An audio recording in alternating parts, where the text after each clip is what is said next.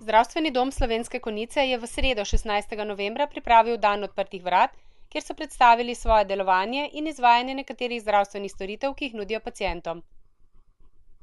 Zdravstveni dom Slovenske Konjice je javni zavod, katerega soustanoviteljice so občine Slovenske Konjice, Zreče in Vitanje. S 50 zaposlenimi želijo nuditi vsem občanom čim boljšo zdravstveno oskrbo v primeru bolezni in poškodb, izvajati učinkovito nujno medicinsko pomoč ter omogočiti zdravstveno oskrbo na primarnem nivoju vsem, ki jo potrebujejo.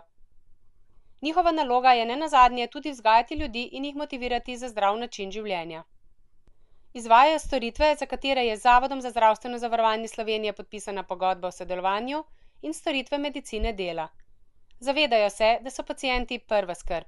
Za učinkovito izvajanje zdravstvenih storitev so organizirani v službe, ki jih predstavljajo tudi na svoji spletni strani. Skrbijo za stalno strokovno izobraževanje in nove doktrine sproti uvajajo v prakso.